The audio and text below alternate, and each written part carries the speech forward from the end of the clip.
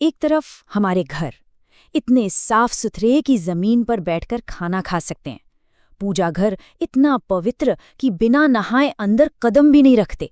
और दूसरी तरफ ठीक उसी घर की दहलीज के बाहर सड़कों पर कूड़े के ढेर, नालियों में गंदगी।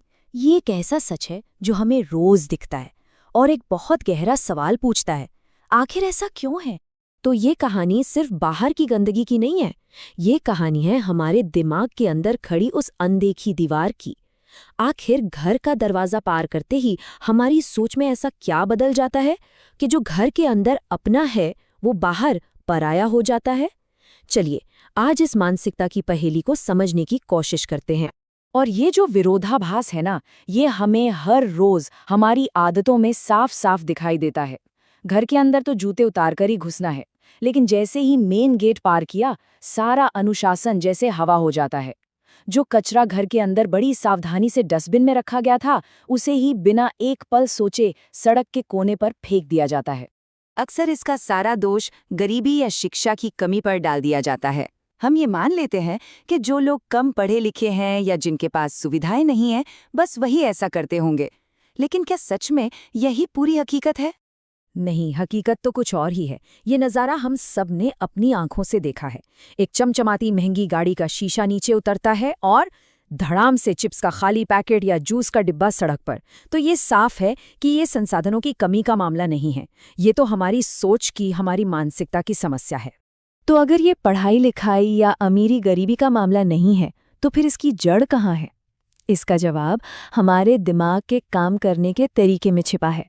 चलिए इस मानसिकता की परतों को एक एक करके खोलते हैं।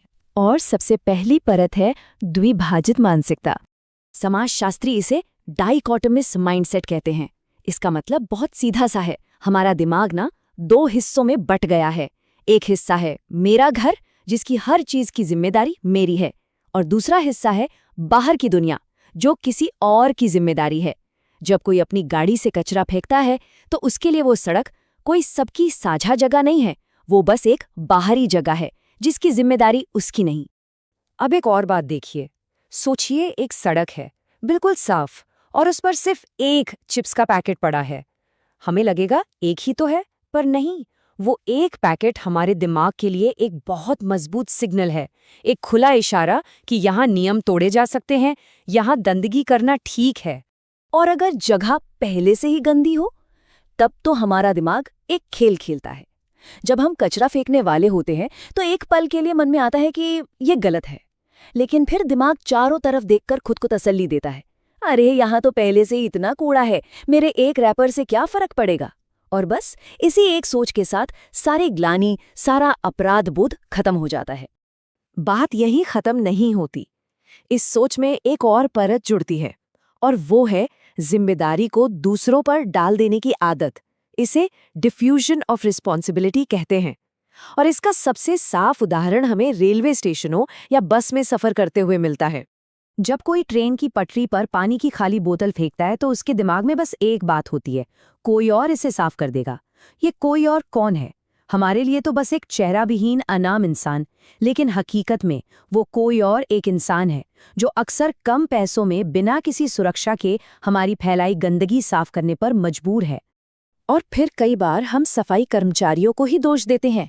हम देखते हैं कि उन्होंने कचरा उठाया और पास के नाले या खाली प्लॉट में फेंक दिया। हमें लगता है ये कितने कामचोर हैं, पर जरा उनकी भी मजबूरी सोचिए। जब कूड़ा उठाने वाली गाड़ी ही वक्त पर नहीं आएगी तो वो बेचारा उस कचरे के ढेर को लेकर मीलों दूर कैसे जाएगा? तो ठीक है, कुछ जिम्मेदारी हमारी है, कुछ सिस्टम की, लेकिन इस कहानी में एक और बहुत बड़ा किरदार है जिसकी हम अक्सर बात ही नहीं करते। वो बड़ी बड़ी कंपनियां जो ये सारा प्लास्टिक बनाती हैं, उनकी कोई जवाबदेही नहीं है क्या? यहीं से ये कहानी एक नया मोड़ लेती है। हम सबने चिप्स और बिस्किट के पैकेट पर वो हरे रंग का रीसाइक्लिंग वाला निशान देखा है। उसे देखकर हमें एक तसल्ली मिलती है कि चलो हम कुछ अच्छा कर रहे हैं। इसी धोखे को कहते हैं ग्रीन वॉशिंग। कंपनियां हमें ये एहसास कराती हैं कि उनका प्रोडक्ट पर्यावरण के लिए अच्छा है, जबकि सच्चाई कोसों दूर होती है। कंपनियां बड़े बड़े अक्षरों में लिखती हैं 100% रिसाइक्लेबल, पर सच ये है कि इन पतली कई परतों वाली प्लास्टिक को रिसाइकिल करना इतना ज्यादा महंगा और मुश्किल है कि असल में इसे कोई रिसाइकिल करना ही नहीं जाता। तो फिर सवाल ये है कि इस कचरे का होता क्या है? इसकी कहानी आपको हैरान कर देगी।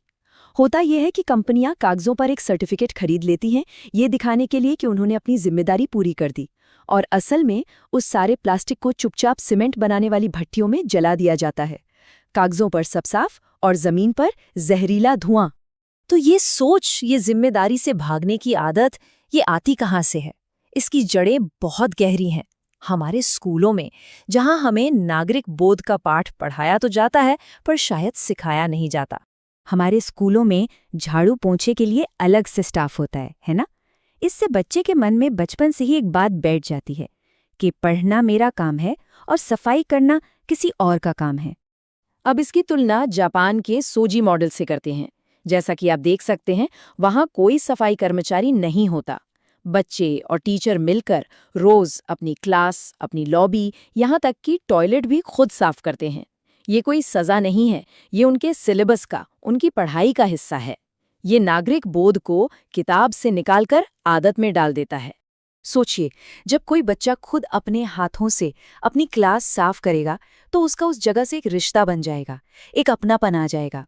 और जिस जगह को साफ रखने में हमारी मेहनत लगी हो ना, हम उसे कभी गंदा नहीं करते और ना ही किसी को करने देते हैं।